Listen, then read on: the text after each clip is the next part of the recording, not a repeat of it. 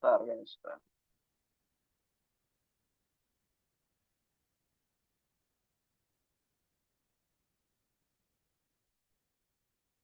Ya. Assalamualaikum warahmatullahi wabarakatuh. Selamat siang, Ibu Puspita Mailani, SPDMAK, selaku dosen pengampu mata kuliah Akuntansi Internasional dan teman-teman yang berbahagia. Pertama-tama, mari kita panjatkan puji dan syukur atas kehadirat Allah yang Maha Esa yang telah memberikan kita kesempatan untuk bertemu juga diberi keselamatan serta kesehatan sehingga dapat berkumpul di ruangan ini. Saya Muhammad Nur Azlansa, selaku moderator akan memimpin jalannya diskusi kelompok 11 pada siang hari ini. Yang mana pada siang hari ini kita akan membahas tentang manajemen risiko keuangan. Adapun anggota dari kelompok saya yaitu yang pertama adalah Raisa Delio, Wahyu Wanda Asmara, dan Intan Levitasari. Sebelum memulai acara, alangkah baiknya kita mengucapkan basmalah bersama-sama. Bismillahirrahmanirrahim. Dan selanjutnya yaitu materi utama yakni dari saya sendiri untuk memaparkan materinya. Izinkan saya untuk share screen untuk materinya.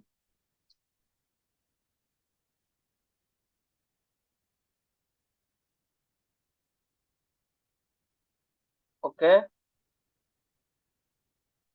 izinkan saya untuk share screen. Yang pertama yaitu mengenai membahas tentang latar belakang. Yang pertama yaitu adalah dari materi hari ini, yang pertama peran bisnis dalam manajemen risiko. Nah, walaupun bisnis wajarnya terkait dengan produksi dan distribusi produk dan jasa, nah ternyata kontribusi nyata dari sebuah bisnis kepada masyarakat adalah asumsi dan manajemen risiko. Nah, manajer-manajer berasumsi bahwa risiko mengontrak manusia, modal fisik, dan uang untuk membentuk suatu produk atau jasa yang mungkin bisa diterima oleh masyarakat. Nah, selanjutnya yaitu ada tantangan manajemen risiko internasional. Nah, manajemen risiko internasional juga sangat menantang di level internasional terkait dengan banyaknya faktor yang harus dipertimbangkan. Nah, manajemen risiko di level perusahaan, MRP, melihat risiko satu persatu dalam konteks strategi bisnis perusahaan. Nah, selanjutnya yaitu tentang tujuan risiko keuangan. Nah, tujuan risiko keuangan yang pertama adalah mengurangi peluang kerugian. Nah, di mana mengurangi peluang kerugian dalam manajemen risiko keuangan adalah upaya proaktif untuk melindungi nilai perusahaan dan memastikan keberlangsungan bisnis dengan mengidentifikasi, menganalisis, dan mengendalikan risiko secara efektif. Nah, di mana perusahaan dapat mencapai tujuan keuangannya dan menghadapi ketidakpastian masa depan dengan lebih baik. Nah, yang kedua yaitu adalah meminimalkan dampak perubahan harga. Nah, ya dimaksud apa sih dengan meminimalkan dampak perubahan harga dalam manajemen risiko keuangan? Nah, dalam konteks ini, tujuan untuk meminimalkan dampak perubahan harga memiliki arti yang sangat penting. Nah, sederhananya yaitu berarti kan perusahaan atau individu berusaha untuk mengurangi kerugian finansial yang mungkin timbul akibat fluktuasi harga di pasar.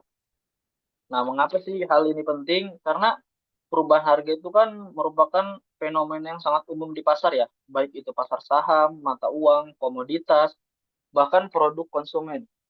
Nah, fluktuasi harga yang tiba-tiba itu dan signifikan dapat memberikan dampak yang sangat besar terhadap keuangan suatu entitas. Nah, pada kesimpulannya, meminimalkan dampak perubahan harga merupakan bagian dari integral dari manajemen risiko keuangan. Dengan menerapkan strategi yang tepat, perusahaan dapat melindungi diri dari risiko kerugian finansial dan meningkatkan stabilitas keuangan jangka panjang. Nah, yang ketiga yaitu mengoptimalkan nilai perusahaan. Nah, mengoptimalkan nilai perusahaan dalam tujuan manajemen risiko keuangan. Nah, berarti kan perusahaan itu berusaha memaksimalkan nilai bisnisnya ya dengan cara mengelola risiko-risiko keuangan yang mungkin terjadi. Ini melibatkan tindakan yang bertujuan untuk melindungi aset perusahaan, meningkatkan profitabilitas, dan meningkatkan kepercayaan investor. Nah, yang terakhir yaitu meningkatkan stabilitas keuangan. Nah, meningkatkan stabilitas keuangan itu yang dimaksud dengan manajemen risiko keuangan yaitu adalah Dengan mengidentifikasi dan mengelola risiko secara efektif, entitas atau perusahaan dapat menjaga kesehatan keuangannya dan mencapai tujuan jangka panjang. Nah, berarti tujuan utama manajemen risiko keuangan adalah untuk mengurangi peluang meningkatnya kerugian yang berasal dari perubahan-perubahan yang tidak diperkirakan pada harga mata uang, kredit, komoditas, dan ekuitas. Pemajanan terhadap ketidakpastian harga dikenal dengan istilah risiko pasar. Oke, selanjutnya yaitu pentingnya manajemen risiko keuangan. Nah, yang pertama adalah stabilisasi arus kas. Nah, manajemen exposure dapat membantu menstabilkan arus kas yang diinginkan suatu perusahaan. Nah, manajemen apa sih manajemen exposure tuh? Manajemen exposure tuh adalah kayak sebuah upaya perusahaan ya untuk mengelola risiko yang timbul akibat fluktuasi nilai tukar pada mata uang asing.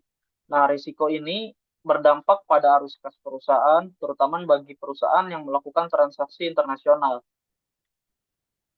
Nah, misalnya aja contoh kasusnya sederhana misalnya nih. Nah, misalnya perusahaan A di Indonesia menjual produk ke perusahaan B di Amerika Serikat. Nah, jika nilai dolar Amerika Serikat menguat terhadap rupiah, maka otomatis pendapatan perusahaan A dalam rupiah itu akan lebih besar kan pada saat dikonversi dari dolar. Namun jika dolarnya melemah, pendapatan perusahaan A akan berkurang. Nah, dengan manajemen exposure, perusahaan A yang dari Indonesia ini bisa melakukan yang pertama yaitu menggunakan kontrak berjangka, yaitu forward kontrak. Nah, gimana sih menggunakan kontrak berjangka tuh? Kayak misalnya perusahaan bisa mengunci kurs saat ini untuk transaksi di masa depan, sehingga terhindar dari risiko penurunan nilai dolar. Yang kedua yaitu adalah menggunakan opsi. Nah, perusahaan A bisa membeli opsi untuk menjual dolar dengan harga tertentu di masa depan sehingga terlindungi jika nilai dolar itu melemah. Nah, yang kedua yaitu adalah fokus pada risiko utama. Nah, intinya pada poin 2 ini, kan di situ kan memungkinkan sebuah firma untuk memfokuskan diri pada risiko bisnis utamanya ya. Nah, intinya memfokuskan pada risiko utama ini adalah langkah proaktif untuk memastikan keberlangsungan dan pertumbuhan bisnis. Nah, contohnya apa sih risiko utama yang sering dihadapi perusahaan? Nah, yang pertama yaitu risiko pasar. Nah, risiko pasar itu biasanya kan fluktuasi harga ya, terus perubahan permintaan dan persaingan yang ketat. Nah, yang kedua adalah risiko ke kredit. Nah, risiko kredit itu adalah kegagalan pelanggan untuk membayar utang. Nah, terus selanjutnya risiko operasional. Nah, risiko operasional itu biasanya kayak gangguan pada saat proses produksi. Nah, terus human error, kesalahan manusia dan bencana alam. Dan yang terakhir yaitu resiko hukum. Nah, biasanya resiko hukum yang terjadi di dalam perusahaan. Yang pertama adalah gugatan hukum atau pelanggaran hukum. Nah, yang selanjutnya poin 3 yaitu peningkatkan keuntungan. Nah, produk derivatif dapat memungkinkan dana pensiun pemimpin perusahaan untuk menikmati keuntungan yang lebih besar. Nah, dari contoh itu, produk derivatif bisa juga menjadi alat efektif untuk meningkatkan potensi keuntungan dana pensiun. Tetapi harus digunakan dengan hati-hati dan disertai pemahaman yang mendalam tentang resiko yang terkait. Nah, sangat disarankan untuk berkonsultasi dengan ahli keuangan sebelum memutuskan untuk berinvestasi dalam produk derivatif.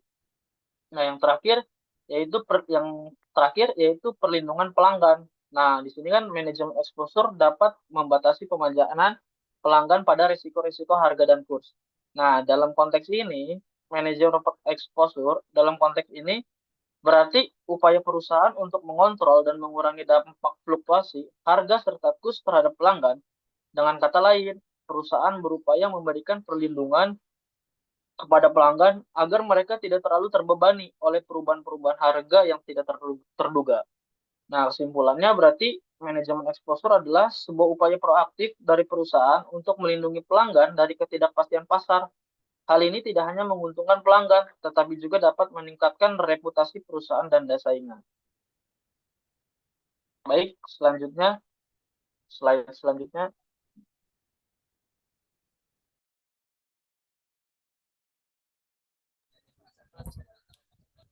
Baik, pokok pembahasan selanjutnya yaitu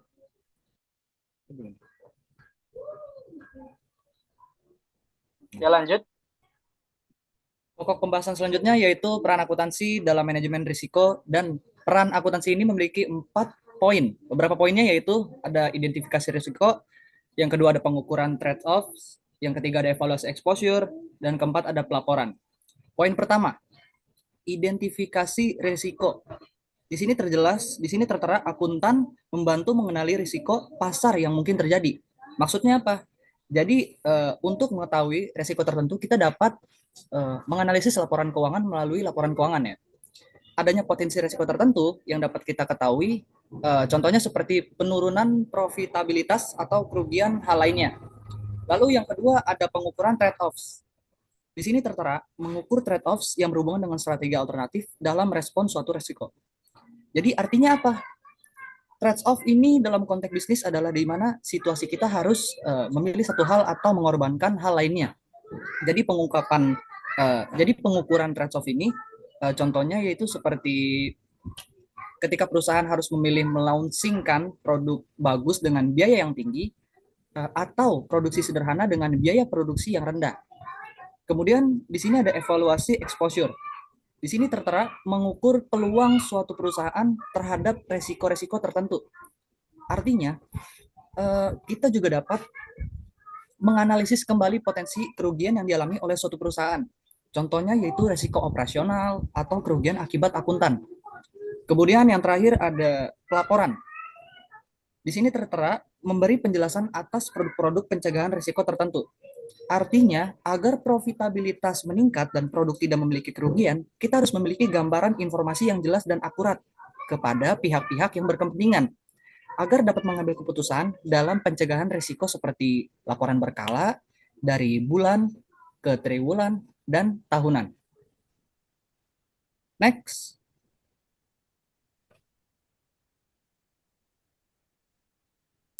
Pokok pembahasan selanjutnya yaitu lindung nilai aset dan kewajiban.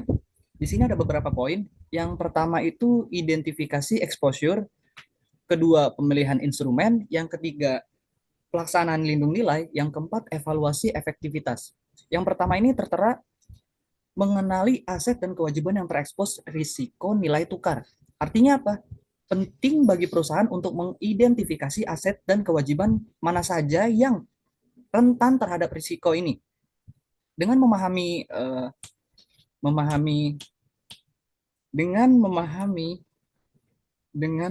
exposure yang ada, perusahaan dapat mengambil langkah-langkah yang tepat untuk melindungi nilai perusahaan dan meningkatkan kinerja keuangan. Lalu yang kedua ada pemilihan instrumen. Di sini tertera memilih instrumen lindung nilai yang sesuai seperti kontrak berjangka. Artinya apa?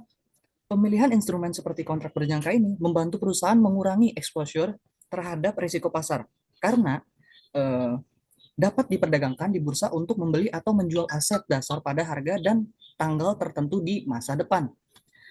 Poin ketiga yaitu pelaksanaan lindung nilai. Di sini tertera melakukan transaksi lindung nilai untuk mengimbangi risiko. Artinya, transaksi yang dilakukan ini untuk mengurangi atau menghilangkan risiko yang timbul akibat fluktuasi harga pasar.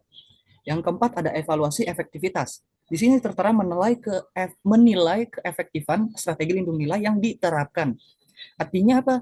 Strategi yang diterapkan harus bisa menjamin sejauh mana strategi dapat mencapai tujuan.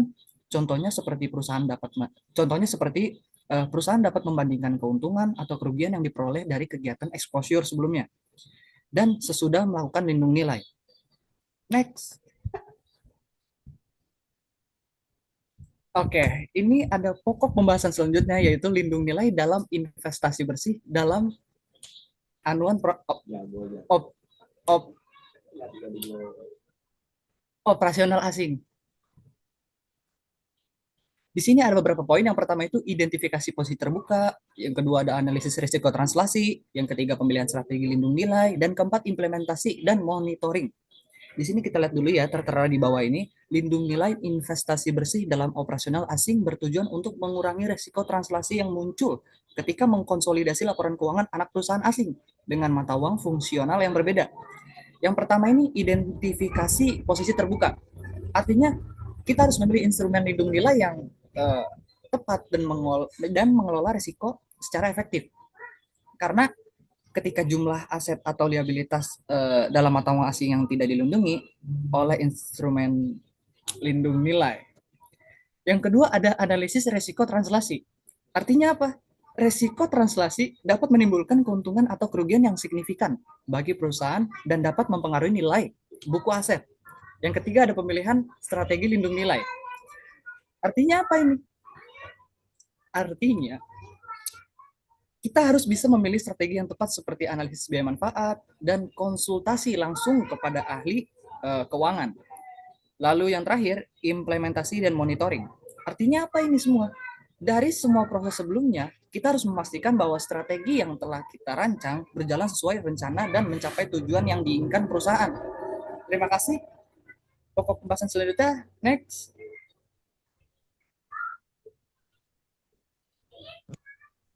Selanjutnya di sini ada spekulasi dalam mata uang asing.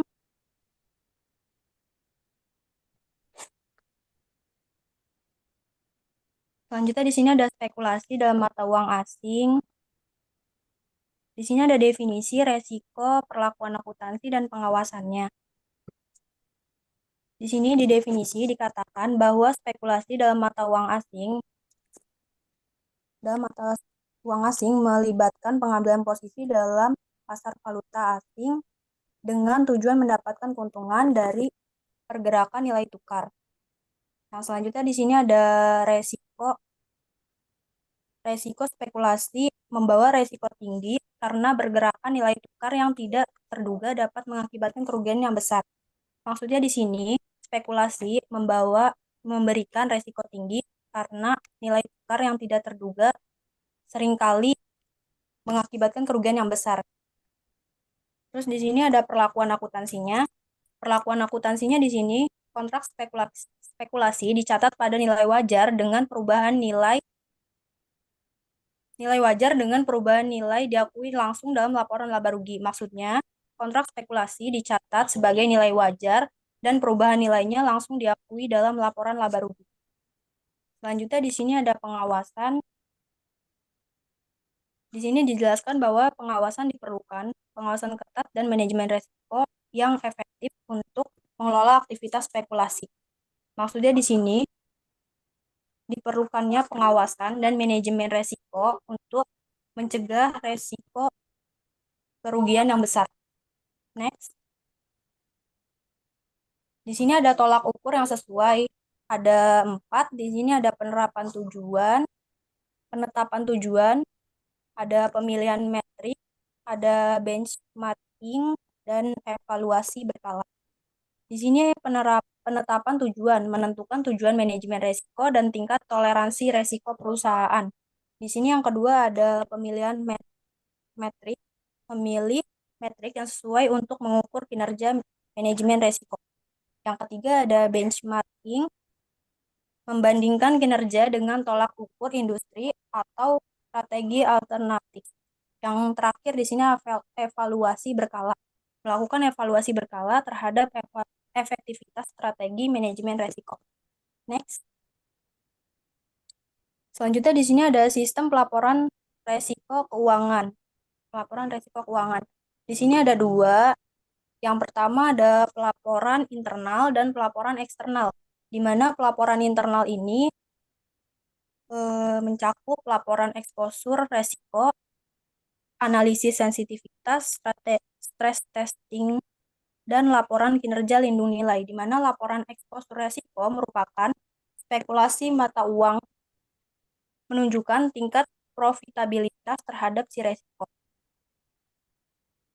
Yang kedua di sini analisis sensitivitas, di mana analisis ini mengukur dampak perubahan variabel terhadap keuangan. Yang ketiga di sini laporan stress testing, yaitu menguji dampak skenario ekstrim pada perusahaan. Yang terakhir laporan kinerja lindung nilai, di mana laporan ini menilai efektivitas strategi pengurangan risiko yang diterapkan. Selanjutnya di sini ada pelaporan eksternalnya. Di sini mencakup pengungkapan risiko dalam laporan keuangan. Ada catatan atas laporan keuangan, laporan manajemen resiko, dan kepatuhan terhadap standar akuntansi.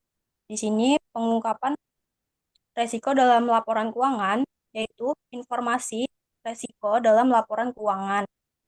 Terus ada catatan atas laporan keuangan, ini menjelaskan penjelasan tambahan laporan keuangan. Yang ketiga di sini laporan manajemen resiko, yaitu menjelaskan tentang pengelolaan resiko. Yang terakhir di sini ada kepatuhan terhadap standar akuntansi, yaitu memenuhi standar akuntansi yang berlaku. Next.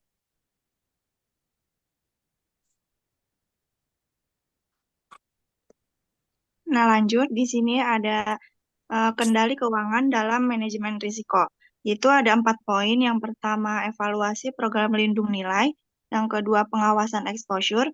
Yang ketiga, koordinasi antar departemen. Dan yang keempat, peninjauan kebijakan. Nah, evaluasi program lindung nilai ini menekankan pentingnya mengevaluasi secara berkala efektivitas strategi lindung nilai yang telah diterapkan oleh perusahaan.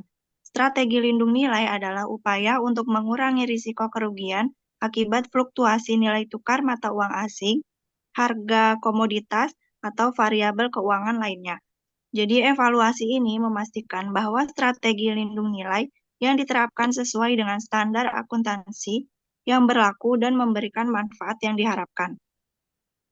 Lalu pengawasan exposure itu menekankan pentingnya memantau dan melaporkan secara berkala tingkat exposure perusahaan terhadap berbagai jenis risiko.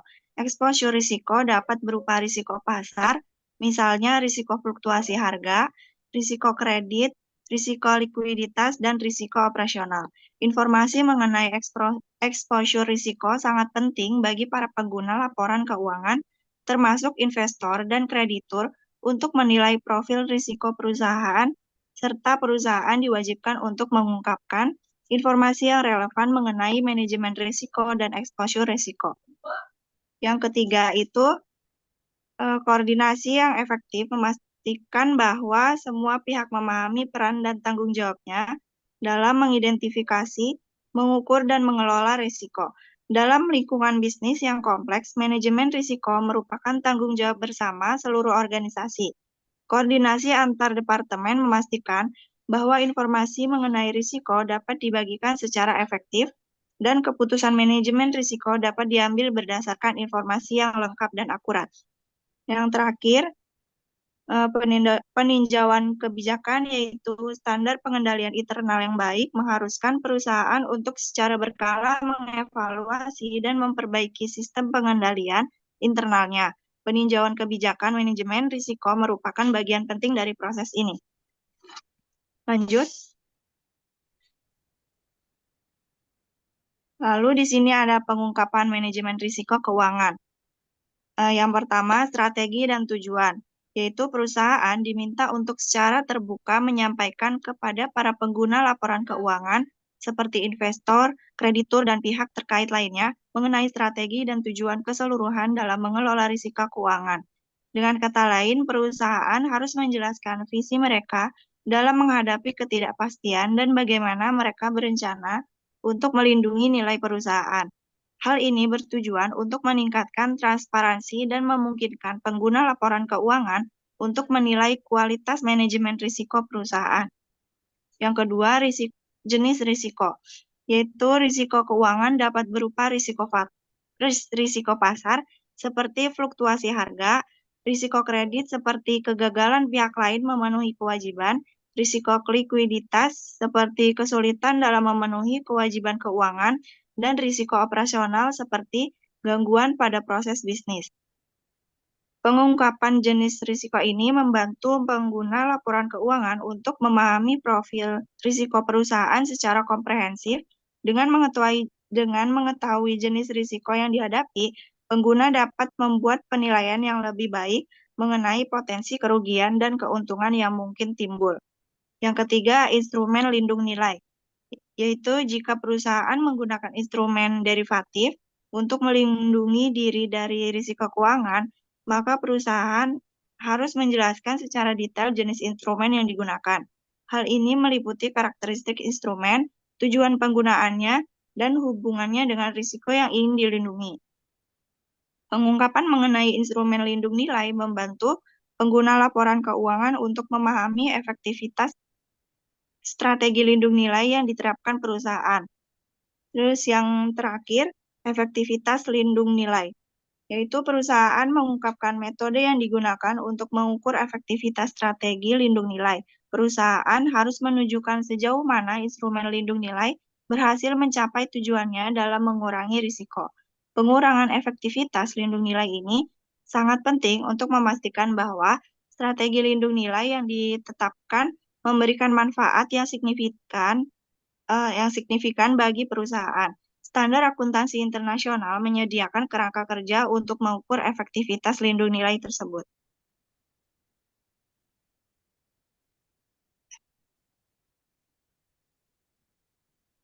Baik, izin melanjutkan mengenai apa? Selanjutnya yaitu udah masuk ke jurnal atau contoh kasus. Nah, yang pertama judulnya untuk jurnal yang kali ini yang kita akan bahas yaitu adalah penerapan manajemen risiko keuangan pada perusahaan startup. Nah, ini sebuah tinjauan kualitatif. Nah, untuk pendahuluannya, dalam lingkungan bisnis yang sangat dinamis dan penuh ketidakpastian, perusahaan startup menghadapi tantangan besar dalam mengelola risiko keuangan. Startup seringkali beroperasi dengan sumber daya modal yang terbatas, membatasi kapasitas mereka untuk bertahan terhadap fluktuasi pasar dan ketidakpastian eksternal. Nah, statistik menunjukkan bahwa lebih dari 90% startup gagal dalam 5 tahun pertama operasi mereka. Nah, menurut laporan Insight pada tahun 2021, penyebab utama kegagalan ini adalah ketidakmampuan untuk menjaga stabilitas arus kas dan kesulitan dalam menarik pendanaan tambahan. Nah, kondisi ini menunjukkan bahwa resiko likuiditas adalah tantangan utama bagi startup, di mana kurangnya arus kas dapat menghentikan operasional serta menghambat pertumbuhan. Selain itu, risiko pasar dan risiko kredit juga menjadi perhatian utama karena startup seringkali memiliki eksposur tinggi terhadap fluktuasi pasar serta potensi gagal bayar dari pelanggan atau mitra bisnis. Nah, studi terbaru tentang manajemen risiko keuangan (MRK) pada startup menekankan pentingnya pendekatan yang adaptif dan strategis mengingat tingginya tingkat kegagalan yang dialami oleh bisnis-bisnis ini. Pendekatan manajemen risiko keuangan atau MRK yang efektif untuk startup harus bersifat fleksibel dan adaptif, mengingat sifat dinamis dan cepat berubah dari kondisi operasional mereka, berbeda dengan perusahaan besar yang memiliki struktur lebih stabil dan modal lebih besar. Startup seringkali bergantung pada perkembangan pasar, perubahan regulasi, serta respon dari para investor. Oleh karena itu, strategi manajemen risiko keuangan yang diterapkan harus mampu beradaptasi dengan cepat terhadap perubahan lingkungan bisnis tanpa mengorbankan stabilitas keuangan mereka. Teberga et al. Tahun 2018. Nah, metode dalam jurnal ini menggunakan pendekatan kualitatif dengan metode sistematik literatur review, SL, atau biasa kita sebut SLR. Nah, desain SLR ini memungkinkan analisis komprehensif terhadap literatur yang ada terkait manajemen risiko keuangan pada startup, khususnya dalam melihat peluang dan tantangan yang dihadirkan oleh teknologi. Nah, tujuan dari penelitian ini untuk mengidentifikasi, menganalisis, dan mensintesis temuan penelitian dari berbagai sumber guna memberikan pemahaman mendalaman tentang mengenai topik tersebut ini.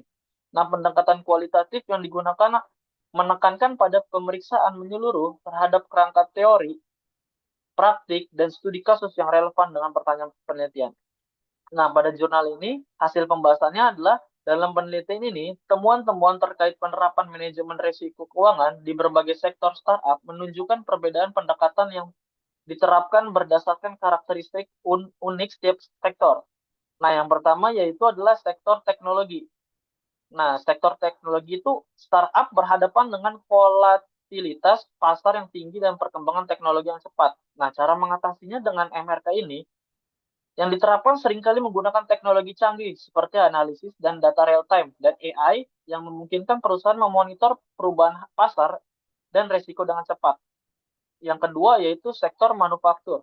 Nah, mengelola risiko terkait rantai pasokan dan harga bahan baku yang fluktuatif. Nah, cara mengatasinya yaitu kontrak jangka panjang dengan pemasok dan pengguna teknologi untuk mengoptimalkan pengelolaan inventaris.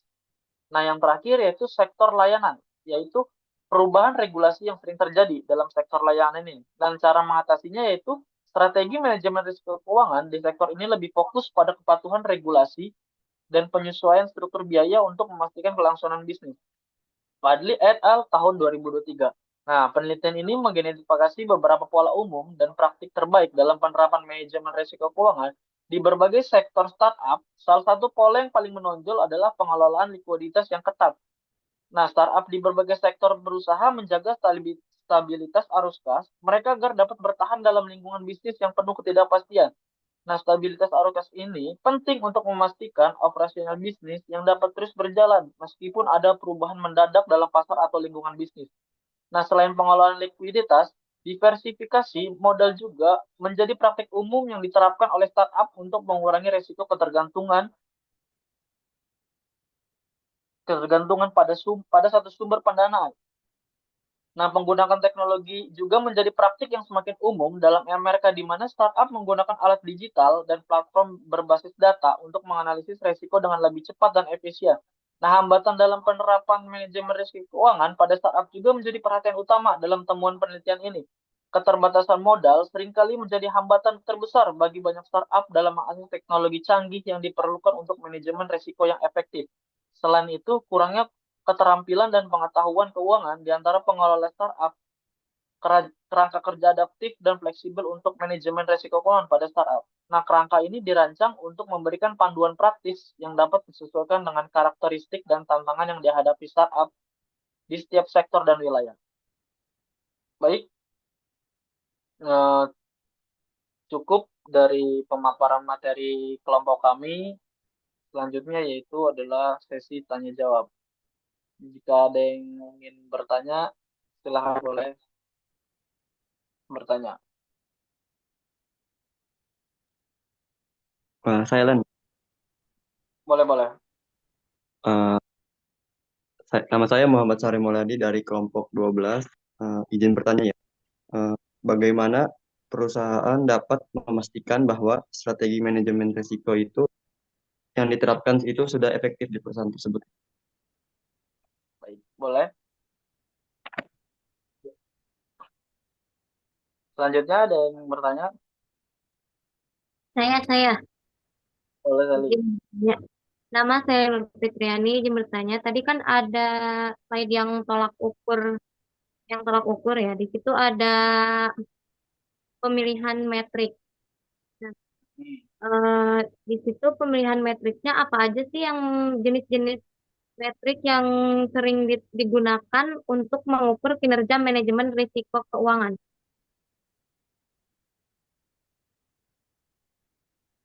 Oke. Tak.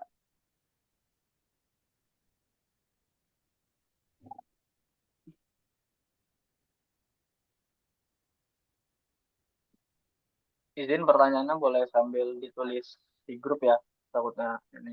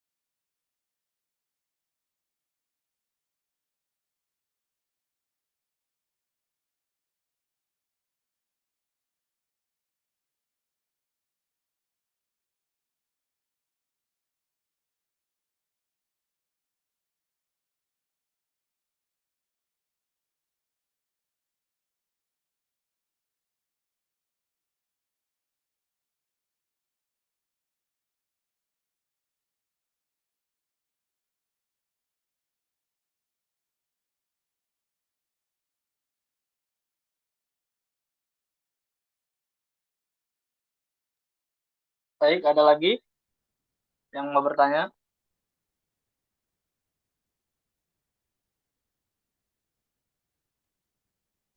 Emang minimal berapa pertanyaannya?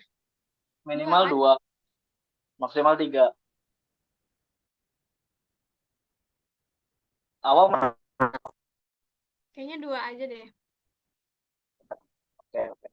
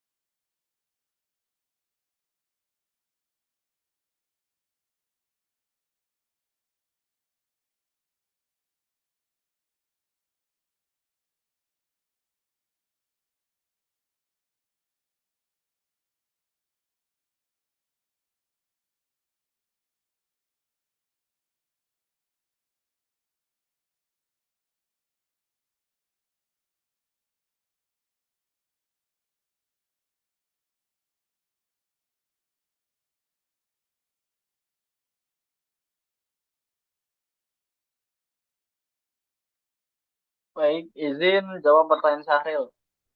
Nah, Syahril itu kan tadi pertanyaan bagaimana perusahaan dapat memastikan bahwa strategi manajemen risiko yang diterapkan efektif ya, Rila? Iya, iya, nah. Izin menjawab. Nah, perusahaan ada poin-poin perlu yang harus diperhatikan. Yang Mm-mm. pertama, identifikasi risiko komprehensif. Nah, identifikasi risiko komprehensif itu seperti kayak kenali semua potensi risiko yang terjadi, baik internal maupun internal. Nah, terus gunakan berbagai metode seperti analisis SWOT, brainstorming, dan survei. Yang tahap kedua yaitu adalah penilaian risiko akurat. Nah, di mana penilaian risiko akurat yaitu tetapkan tingkat kemungkinan dan dampak dari setiap risiko. Yang kedua, prioritaskan risiko berdasarkan tingkat keparahan. Nah, yang ketiga yaitu mitigasi risiko efektif. Nah, mitigasi risiko efektif itu seperti apa sih? Kayak misalnya yang pertama yaitu perencanaan tindakan untuk mengurangi dampak risiko. Terus selanjutnya terapkan kontrol internal yang kuat. Nah, yang selanjutnya yaitu adalah monitoring dan evaluasi berkala. Nah, terus pantau terus-menerus perubahan risiko dan efektivitas tindakan mitigasi. Nah, selanjutnya yaitu evaluasi secara berkala dan sesuaikan strategi yang jika diperlukan. Mungkin jawaban dari saya gitu, apa ada yang kurang, Ril? Apa gimana, Ril? Ada sanggahan atau dari Cukup lan, teman-teman? cukup Ya, makasih, Ril. cukup lan. Ya. Mungkin nanti jawaban dari Sally akan dijawab oleh Adelio ya.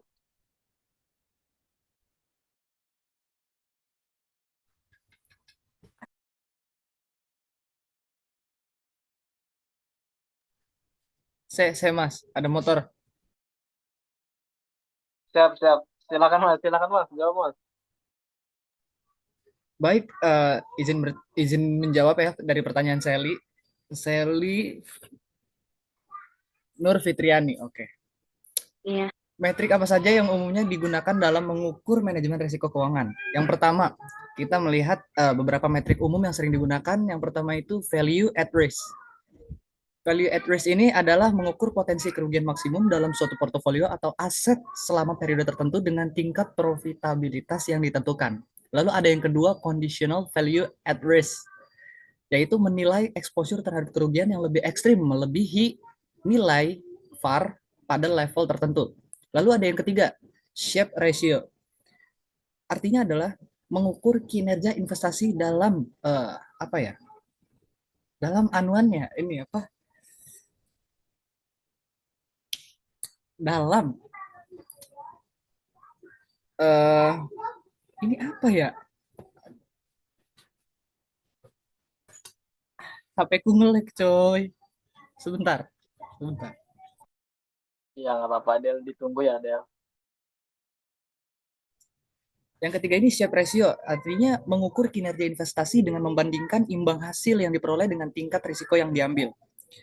Lalu yang keempat ada beta, mengukur sensitivitas suatu aset atau portofolio terhadap pergerakan pasar secara keseluruhan, yaitu vol, volatilitas relatif terhadap pasar. Lalu yang kelima ada stress testing.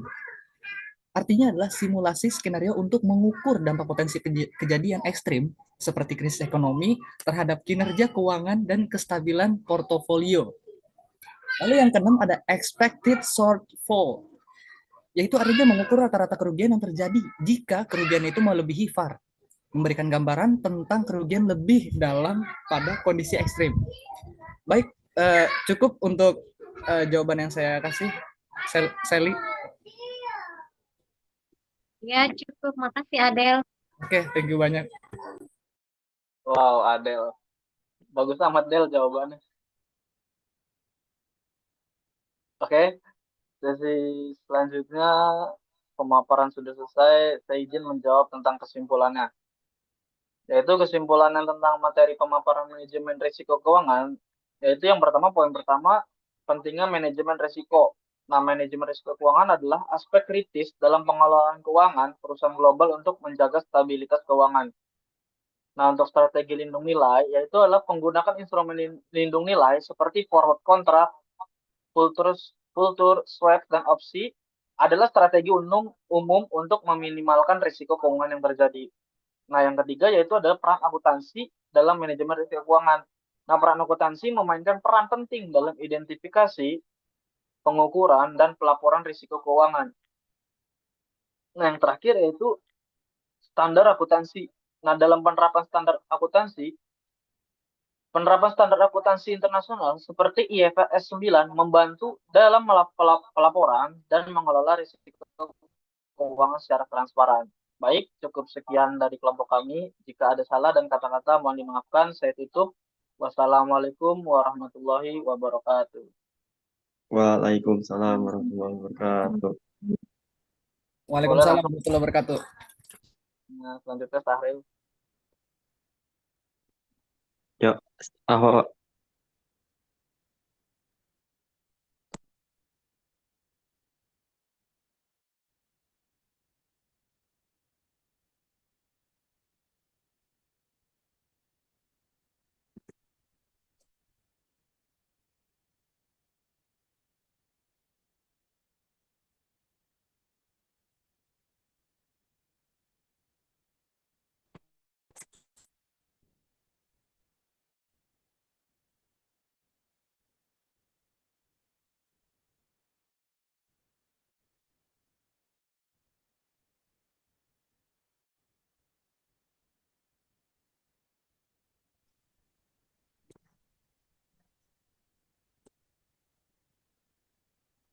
Iya, Baik, boleh. mau dimulai sekarang apa gimana? Boleh, Sekarang? boleh. Ya, langsung, Mbak. Iya. Assalamualaikum warahmatullahi wabarakatuh. Selamat siang Waalaikumsalam semuanya. warahmatullahi wabarakatuh. Yang saya hormati dosen pengampu Ibu Puspita Melani SPD MAK selaku dosen mata kuliah akuntansi internasional dan teman-teman yang saya hormati. Terima kasih atas kehadirannya dalam Zoom meeting hari ini. Saya Siti Ahwarifkiani sebagai moderator akan memadu jalannya presentasi dari kelompok kami. Dan di sini ada rekan-rekan kelompok 12 yaitu ada Muhammad Syahril Mauladi dan Seli Nur Fitriani. Hari ini kami akan membahas topik perpajakan internasional dan penetapan harga transfer. Baik, untuk memulai presentasi, saya akan menjelaskan materi yang pertama. Di sini ada yang pertama, keseragaman sistem pajak nasional. Pengelolaan pengungkapan pajak yang efektif atas potensi pajak memerlukan adanya pemahaman sistem-sistem pajak nasional yang sangat berbeda dari suatu negara ke negara lain. Perbedaan berkisar dari jenis pajak dan beban pajak hingga perbedaan dalam penilaian pajak dan filosofi penagihan. Next. Sini ada jenis pajak. Yang pertama ada jenis pajak. yaitu pajak penghasilan perusahaan, yang kedua pajak yang dipungut dari sumbernya, 3 pajak penambahan nilai, 4 pajak pembatasan seperti bea cukai dan bea impor, dan terakhir pajak pengiriman. Yang kedua yaitu beban pajak. Perbedaan dalam keseluruhan beban pajak sangat penting dalam bisnis internasional. Beragam tarif resmi dari pajak penghasilan merupakan sumber penting perbedaan tersebut. Namun, perbedaan tarif pajak hanya mengungkapkan sebagian ceritanya. Banyak pertimbangan lain yang mungkin mempengaruhi beban pajak efektif bagi perusahaan multinasional. Yang ketiga ada sistem administrasi pajak. Yang pertama sistem klasik, yang kedua sistem interintegrasi, yang keempat ada insentif pajak asing. Insentif pajak dapat berupa hibah tunai bebas, pajak yang digunakan untuk biaya aktiva tetap dari proses industri baru, atau pengampunan untuk membayar pajak selama beberapa periode waktu. Yang kelima ada persaingan pajak yang berbahaya. Persaingan ini kompetisi yang dilakukan oleh negara surga pajak akan bermanfaat jika dapat membuat pemerintah menjadi lebih efisien. Yang keenam ada penyelarasan internasional. Dengan adanya perbedaan dalam sistem pajak di seluruh dunia, penyelarasan global atas kebijakan pajak mungkin akan berguna. Slide selanjutnya. Ada pajak sumber dari penghasilan asing dan pajak ganda. Setiap negara menyatakan hak atas pajak terhadap laba yang dihasilkan di dalam negaranya. Namun, filosofi nasional atau atas pengenaan pajak terhadap sumber-sumber dari luar negeri itu berbeda-beda. Dan ini merupakan hal yang penting dari sudut pandang seorang perencana pajak. Next.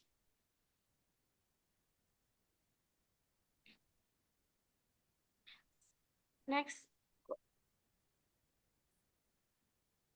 Bentar. Oh, iya sih. Lanjut. Di sini ada pajak dari sumber penghasilan asing dan pajak ganda, yaitu yang pertama kredit pajak asing. Kredit pajak asing bisa dihitung sebagai kredit langsung atas pajak penghasilan yang dibayarkan atas laba cabang atau anak perusahaan dari setiap pajak yang dipungut pada sumbernya seperti dividen, bunga, dan royalti yang dikirimkan kembali kepada investor domestik. Yang kedua ada batasan kredit pajak. Ini untuk mencegah kredit pajak asing yang menutupi pajak-pajak penghasilan bersumber domestik. Banyak negara yang menetapkan batasan menyeluruh pada jumlah pajak asing yang bisa dikreditkan setiap tahun. Yang ketiga ada perjanjian pajak. Walaupun kredit pajak asing melindungi penghasilan bersumber asing dari pajak ganda, perjanjian pajak bisa lebih jauh. Para penanda tangan perjanjian tersebut biasanya setuju mengenai bagaimana pajak dan insentif bisnis yang didapatkan dalam salah satu yudikasi pajak oleh masyarakat atau orang lain. Yang keempat ada pertimbangan mata uang asing. Keuntungan atau kerugian dalam mata uang asing yang secara umum dialokasikan antara sumber Amerika Serikat dan sumber luar negeri dengan mengacu pada tempat kedudukan. Pembayar pajak yang di dalam buku akuntansinya mencerminkan aktiva atau kewajiban dalam mata uang asing. Sumber keuntungan atau kerugian adalah Amerika Serikat. Next. Di sini ada dimensi-dimensi perencanaan pajak, yaitu pengamatan atas masalah perencanaan pajak dimulai dengan dua hal dasar. Yang pertama, pertimbangan pajak seharusnya tidak pernah mengendalikan strategi usaha atau bisnis. Kekuatan keuangan atau operasional dari transaksi bisnis harus berdiri sendiri. Yang kedua, ada perubahan hukum pajak secara konstan membatasi manfaat perencanaan pajak dalam jangka panjang. Next. Selanjutnya akan dibacakan oleh Sally. Baik, yang pertama itu ada pertimbangan organisasional, yang mana dalam mengenakan pajak kepada penghasilan bersumber asing, banyak yurisdiksi perpajakan yang berfokus pada susunan organisasional dari suatu operasi asing. Sebuah cabang biasanya dianggap sebagai perluasan dari perusahaan induknya. Dan yang kedua ada perusahaan asing terkendali dan penghasilan Subpart F, yang mana di Amerika Serikat, layaknya negara-negara lain yang menggunakan prinsip perpajakan global, penghasilan anak perusahaan asing tidak kena pajak oleh perusahaan induk hingga dikembalikan sebagai dividen yang disebut juga prinsip pengangguhan. Amerika Serikat menutup lubang kelemahan ini dengan perusahaan luar negeri yang dikendalikan dan provisi laba subbagian F. Laba subbagian F mencakup beberapa pendapatan penjualan dan jasa dengan pihak yang berhubungan istimewa. Next. Kemudian yang ketiga ada perusahaan-perusahaan induk lepas pantai. Ini merupakan keuntungan-keuntungan yang berhubungan dengan pajak dari susunan organisasional. Perusahaan ini bisa meliputi yang pertama, penjaminan tarif pajak bersumber langsung yang bermanfaat pada dividen, bunga, royalti, dan pembayaran-pembayaran serupa lainnya. Yang kedua, menangguhkan pajak Amerika Serikat pada penghasilan asing hingga saat penghasilan tersebut dikembalikan ke perusahaan induk Amerika Serikat, yaitu dengan menginvestasikan kembali penghasilan tersebut di luar negeri. Dan yang terakhir itu menangguhkan pajak Amerika Serikat pada keuntungan dari penjualan saham dalam operasi anak cabang asing. Yang keempat, keputusan-keputusan pembiayaan. Tata cara di mana operasi-operasi asing dibiayai juga bisa dibentuk oleh pertimbangan-pertimbangan pajak. Hal lain yang setara, pengurangan pajak dari utang yang meningkatkan laba setelah pajak pada ekuitas, meningkatkan daya pikat pembiayaan utang dalam negara-negara berpajak tinggi. Kemudian ada penyatuan kredit pajak, yaitu penyatuan penghasilan dari berbagai sumber memungkinkan kelebihan kredit yang dihasilkan dari negara dengan tarif pajak tinggi untuk mengurangi laba yang diterima dari wilayah dengan tarif pajak yang rendah. Kemudian ada alokasi akuntansi biaya. Alokasi biaya internal di antara perusahaan-perusahaan kelompok merupakan cara lain untuk menggeser laba dari negara dengan pajak tinggi negara dengan pajak yang rendah. Yang ketujuh ada penetapan harga umum lokasi dan pengiriman. Lokasi dari sistem produksi dan distribusi juga memberikan keuntungan pajak.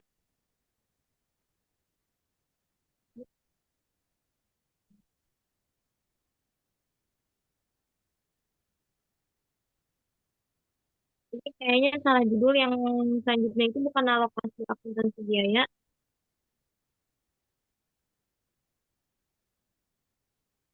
Di sini ada yang pertama, mencari arti pajak dalam setiap jurisdiksi yang relevan. Yang kedua, mengkomunikasikan semua fakta kepada setiap penasihat pajak. Dan yang ketiga itu menunjuk penasihat pajak tunggal untuk berkoordinasi dan menggabungkan arti dari berbagai jurisdiksi.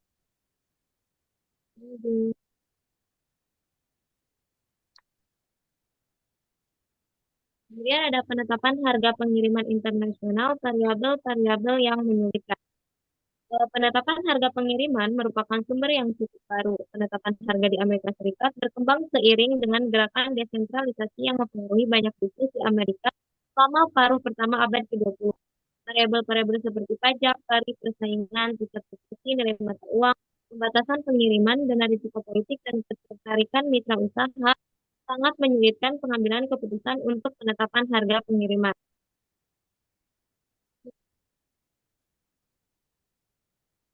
Nah, jadi di sini ada yang pertama, pertimbangan-pertimbangan pajaknya harus ini menunjukkan bahwa pengiriman intra perusahaan didasarkan pada harga yang terjaga dan penetapan harga transfer. Harga yang terjaga adalah salah satu pihak yang tidak terkait akan menerima barang sama atau serupa dalam situasi yang sama atau serupa. Kemudian perhitungan tarifnya, jika sebuah perusahaan mengekspor barang kepada cabang perusahaan yang berdomisili di sebuah negara bertarif tinggi, itu bisa mengurangi beban tarifnya dengan menekan harga barang dagangan yang dikirim ke sana. Untuk faktor-faktor kompetitifnya, untuk memfasilitasi pendirian cabang perusahaan di luar negeri, perusahaan induk bisa mendukung cabang perusahaan dengan memakai struktur pada harga yang sangat rendah. Semua harga cabang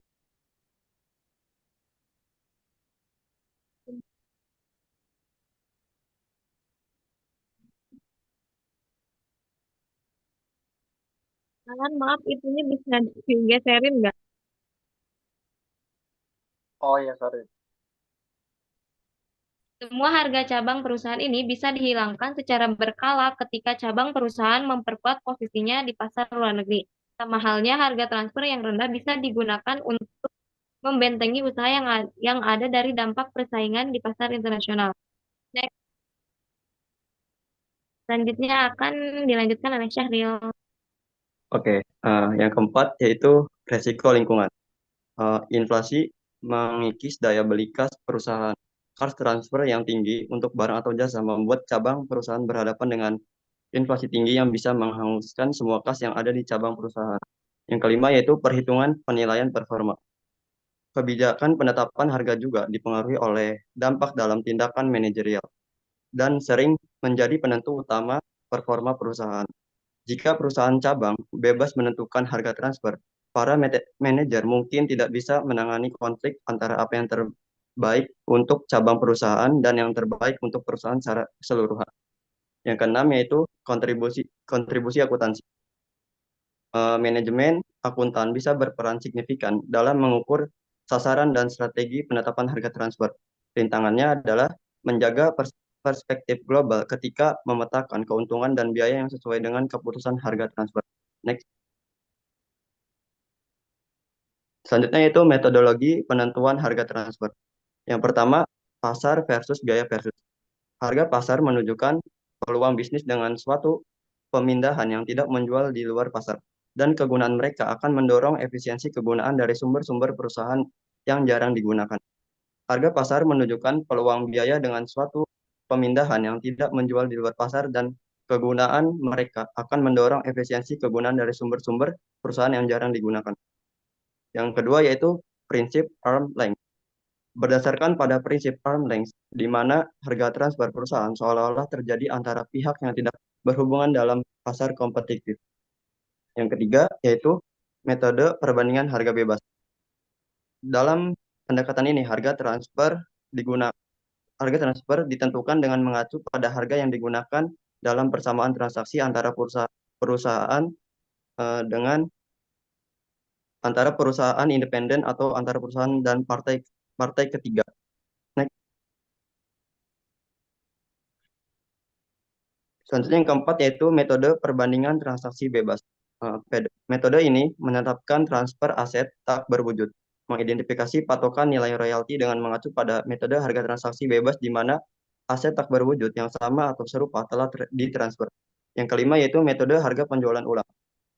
Metode ini menghitung sebuah harga arm's length yang diawali dengan harga penjualan akhir di mana barang disebutkan dijual ke partai bebas.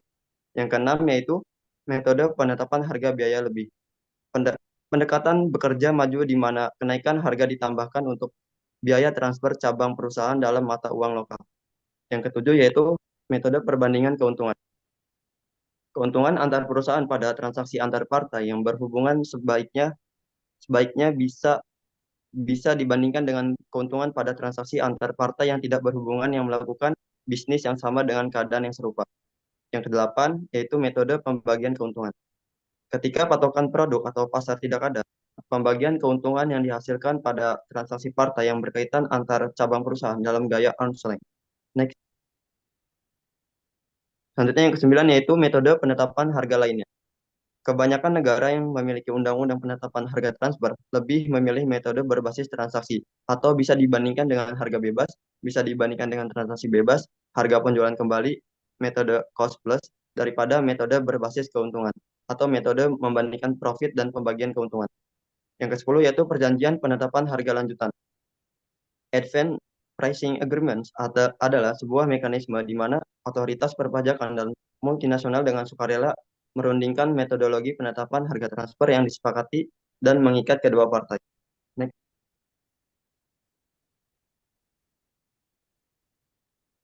Next. Selanjutnya yaitu praktik penetapan harga pasar. Perusahaan multinasional dengan sangat jelas memiliki berbagai dimensi seperti ukuran industri, kebangsaan, struktur organisasi, tingkat keterlibatan internasional, teknologi, produk atau jasa, dan kondisi bersaing. Namun dalam praktiknya banyak ditemukan keseragaman dalam penetapan harga transfer. Selanjutnya itu masa depan, para ahli meramalkan sebuah persaingan pajak yang lebih ketat, yang lebih hebat. Internet memberikan persembunyian dari pajak lebih mudah. Beberapa peneliti menganjurkan sebuah pajak kesatuan sebagai sebuah alternatif dalam menggunakan harga transfer untuk menentukan pemasukan yang wajib dikenakan pajak. Dalam pendekatan ini, keuntungan total multinasional cukup berdampak bagi negara. Selanjutnya akan disampaikan oleh Sally. Baik, di sini ada jurnal atau contoh kasus yang berjudul Dampak Perubahan Peraturan Perpajakan Internasional terhadap Praktik Akuntansi Pajak Multinasional pada Perusahaan Manufaktur di Jawa Barat. Yang pertama akan dibacakan oleh Sally. Baik, pendahuluan. Peraturan pajak internasional mempengaruhi strategi keuangan dan pelaporan perusahaan manufaktur multinasional, terutama transfer adalah penetapan harga antara pihak berelasi dalam perusahaan yang harus sesuai dengan prinsip kewajaran. Perusahaan multinasional menghadapi risiko tinggi dalam akuntansi pajak karena kompleksitas harga transfer dan peraturan yang berbeda. Untuk menentukan harga transfer yang wajar, perusahaan perlu menganalisis nilai yang diciptakan dan menerapkan metode ekonomi yang tepat. Proyek Based Erosion dan Profit Shifting atau BEPS bertujuan menutup celah peraturan pajak untuk menghindari penghindaran pajak.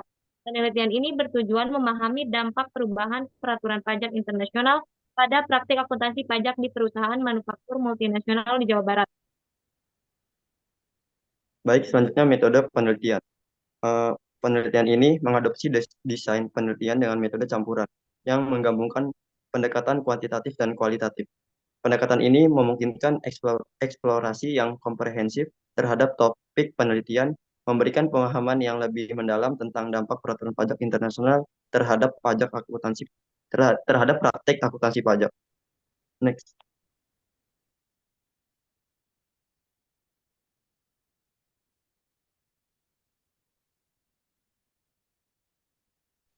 Baik, selanjutnya di sini ada hasil olah data.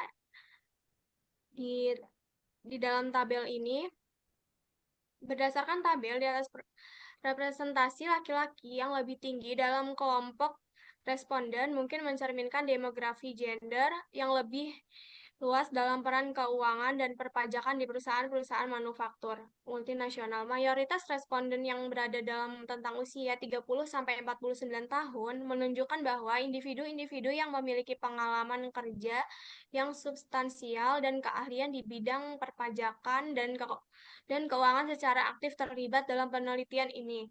Latar belakang pendidikan responden yang beragam, dengan 35% memiliki gelar master dan 20% memiliki gelar doktor, mengindikasikan sampel yang terdidik dan berkualitas. Mayoritas responden memegang posisi kunci yang berkaitan dengan keuangan dan perpajakan, yang sejalan dengan fokus penelitian ini pada praktik akuntansi pajak. Distribusi ini mengindikasikan adanya campuran antara karyawan yang sudah lama bekerja dan ada mereka yang relatif baru di perusahaan mereka saat ini, yang memberikan sudut pandang yang bervariasi. Next. Baik, terima kasih kepada pemateri yang telah menjelaskan. Selanjutnya ke sesi tanya jawab, dipersilahkan. Saya mau nanya, boleh nggak Ya, silahkan. izin ini ya slide-nya. Bentar.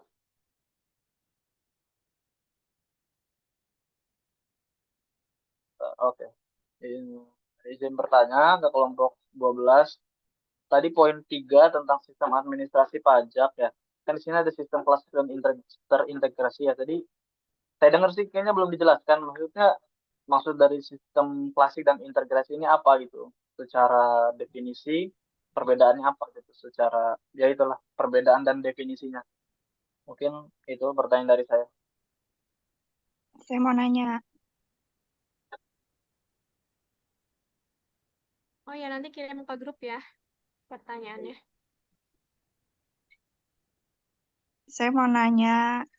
apa Iya, yang boleh. menjadi prinsip dasar dari penetapan harga transfer tersebut? Terima kasih.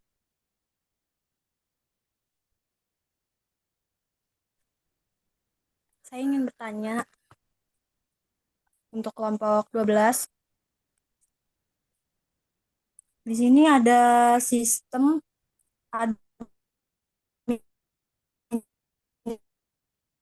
administrasi pajak, di mana dan saya ingin bertanya apa saja tantangan utamanya dalam pengawasan kepatuhan menggunakan sistem klasik dan sistem terintegrasi.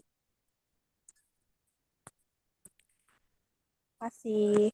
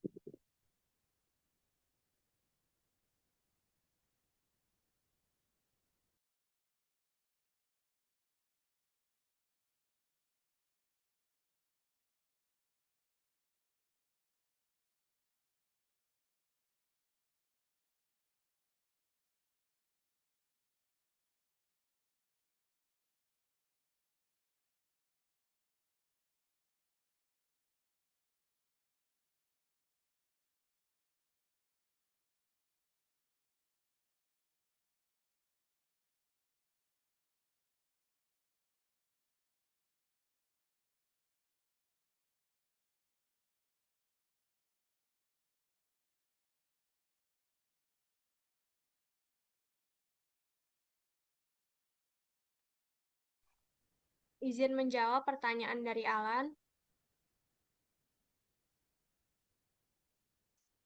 Pertanyaannya, definisi dari sistem klasik dan terintegrasi itu apa dan perbedaan dari keduanya. Yang pertama, sistem klasik itu sistem yang bekerja secara terpisah atau berdiri sendiri tanpa adanya keterhubungan langsung antara komponennya. Setiap fungsi atau unit bekerja secara mandiri dengan sedikit atau tanpa integrasi teknologi. Yang kedua itu sistem terintegrasi. Sistem yang menggabungkan beberapa komponen atau fungsi dalam suatu jaringan atau platform untuk bekerja secara bersama-sama dan saling mendukung, biasanya dengan bantuan teknologi informasi. Perbedaan dari keduanya yaitu sistem klasik berjalan secara independen dan cenderung tidak memiliki komunikasi antara sistem. Kalau sistem terintegrasi, semua bagian saling berhubungan dan dapat berbagi data secara real time. Cukup nggak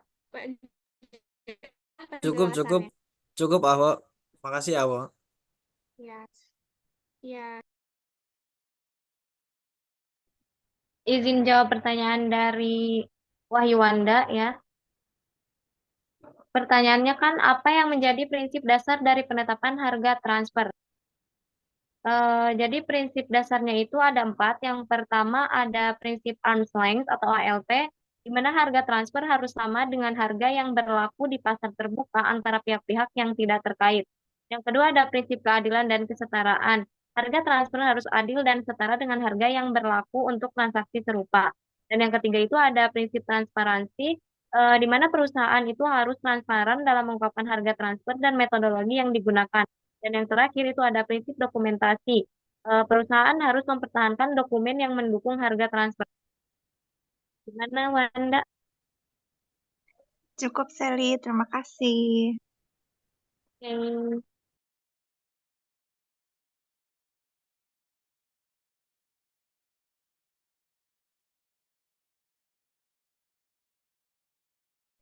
Intan boleh diulang pertanyaannya atau diketik aja?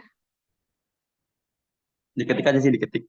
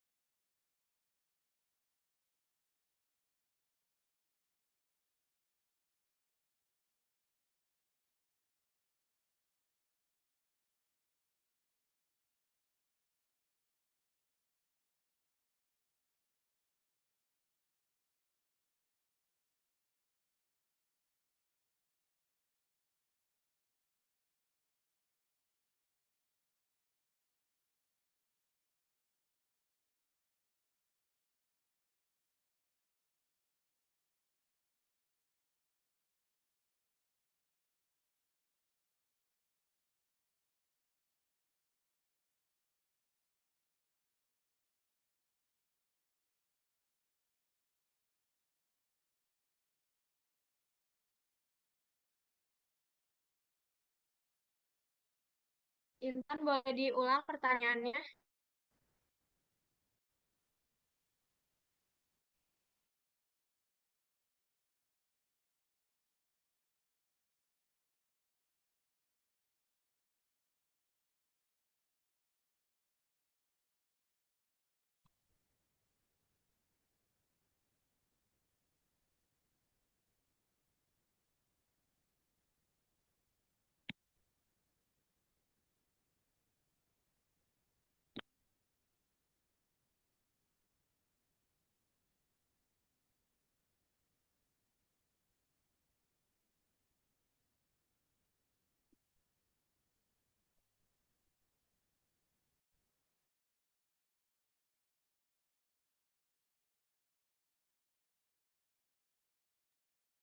Tadi pertanyaan Intan apa sih?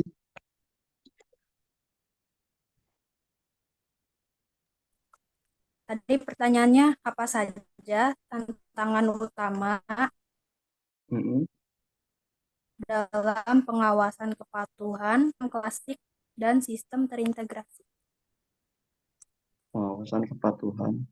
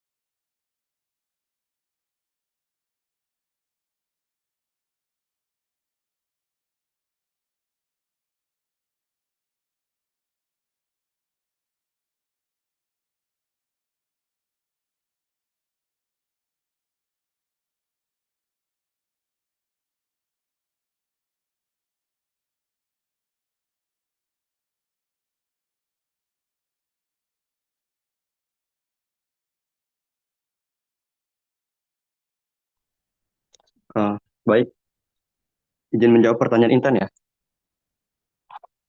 Tadi kan pertanyaannya tantangan, apa saja tantangan dalam pengawasan sistem klasik dan sistem terintegrasi ya. Tantangan dalam pengawasan sistem klasik, yang pertama itu keterbatasan akses data, yang kedua kemungkinan adanya manipulasi data, yang ketiga efisiensi rendah, yang keempat resiko kehilangan data, yang kelima kesulitan dalam analisis data. Nah, selanjutnya tantangan dalam pengawasan sistem terintegrasi. Yang pertama itu kompleksitas sistem, yang kedua keamanan data, yang ketiga biaya pemeliharaan, yang keempat ketergantungan pada teknologi, yang kelima resiko kesalahan sistem. Gimana Intan? Cukup nggak? Baik, makasih. Oke. Selanjutnya di sini saya akan membacakan kesimpulan dari materi kelompok kami. Kesimpulannya, untuk mengatasi krisis keuangan global perlu reformasi, regulasi, dan peraturan dalam sistem keuangan. Salah satunya soal pengaturan tax haven. Menurut pendapat sebagian ahli bahwa krisis keuangan global yang terjadi di suatu negara bisa diatasi dengan memaksimalkan penerimaan pajaknya sebagai salah satu sumber penerimaan untuk menutupi terjadinya defisit anggaran. Karena itu, negara-negara maju menginginkan pajak yang dilarikan korporasi penghindar pajak dapat dikembalikan menjadi hak negaranya. Kepulauan Cayman merupakan prototipe suatu negara surga pajak, di mana pada negara tersebut tidak ada pengenaan pajak atas pendapatan dari suatu perusahaan atau pribadi. Hal ini menjadi daya tarik bagi para wajib pajak yang memiliki kekayaan yang besar sebagai tempat pelarian untuk menghindari pajak di negaranya.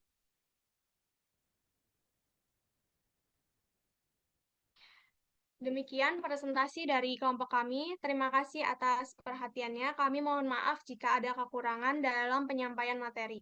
Semoga apa yang telah kami sampaikan dapat bermanfaat.